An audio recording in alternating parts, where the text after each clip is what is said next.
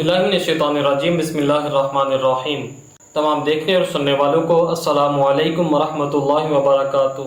हमें हर वक्त हुजूर सल्लल्लाहु तआला अलैहि वसल्लम पर दुरूद पढ़ना चाहिए। हमारा दुरूद पढ़ना ये हुजूर सल्लल्लाहु तआला अलैहि वसल्लम पर पहुंचता है। हम कहीं भी हों, ये नहीं कि हम रोज़ा रसूल के सामने ही हूँ तो दुरूद पहुंचेगा, नहीं, बल्कि हम कहीं भी हूँ, हम दुरूद पढ़े तो ये दुरूद हुजूर सल्लल्लाहु तआला अलैहि वसल्लम तक पहुंचता है। अब हदीस मुबारका सुनते हैं कि रसूलुल्लाह सल्लल्लाहु तआला अलैहि वसल्लम ने इरशाद फरमाया, अपने घरों को कब्रिस्तान ना बनाओ, मेरी कब्र को मेला ना बनाना और मुझ पर दुरूद भेजना। बेशक तुम्हारा दुरूद मुझ तक पहुंचता है, खा तुम कहीं भी हो।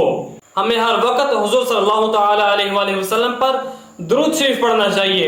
अगर हमारे सामने हुजूर सल्लल्लाहु तआला अलैहि वसल्लम का जिक्र हो, हमें उसी वक्त हुजूर सल्लल्लाहु तआला अलैहि वसल्लम पर दुरूद पढ़ना चाहिए। अगर हम उस वक्त दुरूद नहीं पढ़ेंगे तो उसके मुतालिक हमें अहादीस मुबारका क्या बताती हैं। अब हदीस मुबारका सुनते हैं कि रसूलुल्लाह सल्लल्लाहु तआला अलैहि वसल्लम ने इरशाद फरमाया कि बखील है